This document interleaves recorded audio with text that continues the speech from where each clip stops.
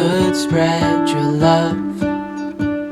What if your sweetness could reach everyone? There'd be no wars. Maybe the birds will sing about your heart. Maybe the trees will whisper the word. Maybe the sun will spread your joy to the ones who lost their hope.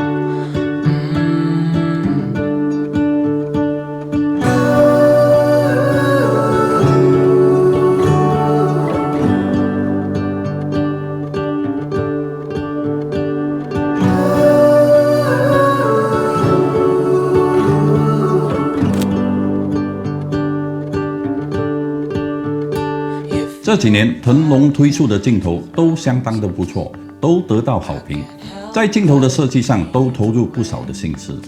镜头所用的材质都使镜头变得很轻，但拍出来的画质又不会马虎。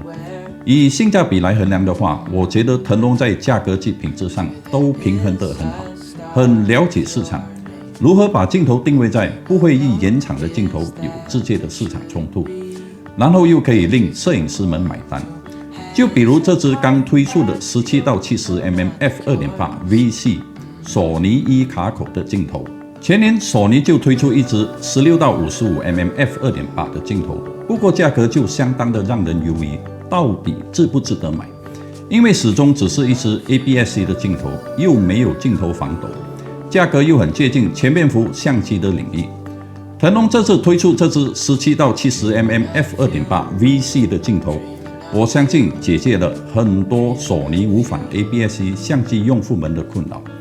恒定 f2.8 大光圈，涵盖了全片幅 25mm 到 105mm 的焦段，对旅游人文或婚纱摄影简直是一镜就可以走天下。这支17到70mm f2.8 VC 镜头与腾龙自家的 F1 卡口的28到75mm f2.8体积上的大小是差不多一样，重量为524克，120mm 的长度，镜头直径大约为 74.6mm， 是使用 67mm 的粒径。镜头上是没有其他的按钮可以设置，只有简单的光圈环境对焦环，塑料感很重，不过质感还做得不错。镜头还有防尘防滴的功能。它被索尼的 A6400， 镜头看起来是有一点长，不过不会显得头重身轻的感觉，握在手上也不会有什么负担，平衡感很好，还是会觉得这组合很轻巧。不过在握把这边，手指就没有什么空间可以活动，手掌大的人就不好握。还有一点，如果搭配 A6400又要上稳定器，这镜头的直径会大过 A6400机身的高度，稳定器的快充板会卡到这支镜头，除非把 A6400的底部增高，才可以上稳定器。要使用稳定器的，就必须要注意这一点。在17mm 的焦段，这支镜头的最近对焦只有 0.19 米，在70mm 的焦段，最近对焦就变成 0.39 米。换算成全片幅的焦段，这支镜头就等于 25mm 到 105mm 的焦段。在索尼 APS-C 的无反相机的市场，暂时是没有这个焦段。又有恒定 f2.8 的光圈，镜头也有腾龙的 VC 防抖，索尼的 A6400是没有机身防抖的，配合这支镜头是相当的适合。有 VC 防抖是这支镜头的优势。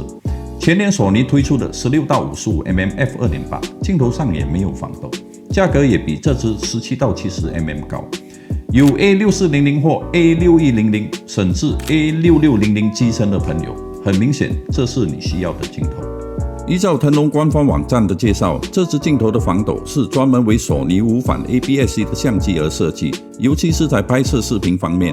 17mm 焦段应该也适合自拍 vlogging， 等效大约是在 25mm， 还蛮适合用在 vlogging。之前测试索尼 A6600 时，发觉在拍摄视频防抖也不能发挥到像稳定器那样。当然在拍照方面防抖是很好用，不过在一边走动一边 vlogging，索尼防抖效果就表现得不是很好。这支腾龙的镜头特别加强了防抖功能，大家觉得这镜头的防抖是如何？边角有没有什么特别的抖动？效果会不会比索尼的 A6600 机身防抖表现得比较好？这时腾龙镜头有防抖，当然多多少少让手持拍摄视频的画面减少了抖动。虽然效果没有像稳定器那么的平稳，不过手持拍摄照片搭配像 A6400 的相机，是肯定解决了在低快门之下手持拍照会手震的问题，而避免照片画面模糊。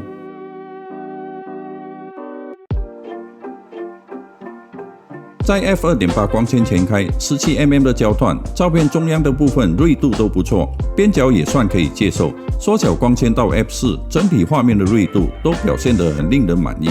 在 70mm 的焦段 ，f2.8 也可以放心的使用，中央部分也很锐，边角部分也不错。总之，这支镜头的表现是相当的出色。在 17mm 及 70mm 的焦段，镜头都显示出有变形的问题。不过，只要打开索尼机身上的变形控制，或在 Lightroom 修正，都可以解决这个变形的问题。目前市场上的新镜头几乎都要依靠机身上的控制来修正变形，或者边缘视光。现在数码科技的进步，这些小小的缺点都可以用软体来解决问题。边缘视光在 f2.8 就稍微的明显，不过在 f5.6 过后就不成问题，完全可以解决。当然也可以透过机身上的控制，防止这边缘视光的发生。在 Lightroom 上也很容易修正边缘视光的问题。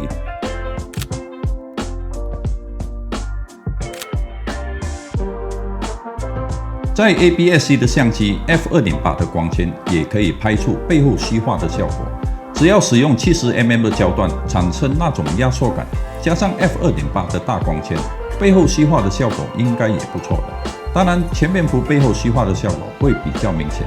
不过这支腾龙的镜头在 70mm 的焦段，配合 f2.8 的光圈，拍摄人像表现也不错。这支镜头搭配腾龙的静音 RXD 马达，对焦不会产生马达的声音，对焦速度也相当的满意。17mm 或 70mm 的焦段，拍摄视频的对焦都很快。A6400 的脸部对焦的功能都配合得很出色。拍照方面，镜头的对焦都不会显得很迟疑，对焦准又很快。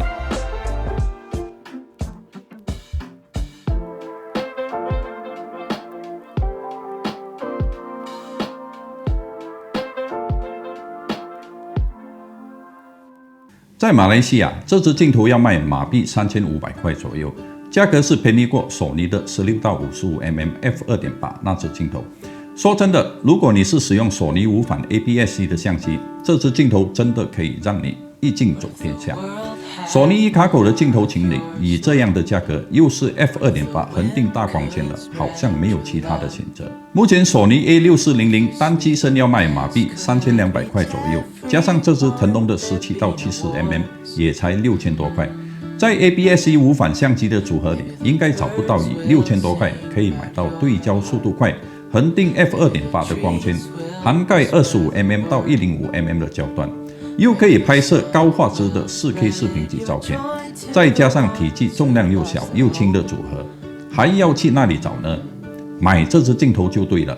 这支镜头是由马来西亚腾龙的总代理 Futuromic 提供做测试，对这支镜头有兴趣的，可以到各相机商店购买。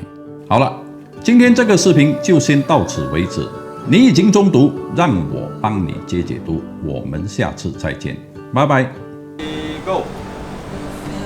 还没有准备好。Help but dream away, standing on a field with you and flowers everywhere. Maybe there is a star with your name. One thing I know is that there should be. There is no one who has a heart as pure, no, not like yours.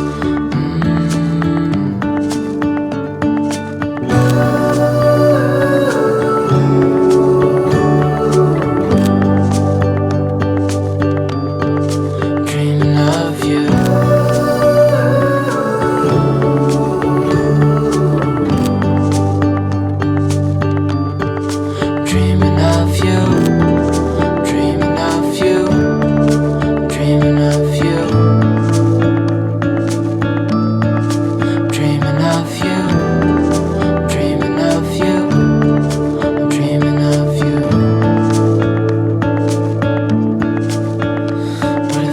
嘿嘿，我是色魔啦，摄影的摄，请按 Like 及 Subscribe。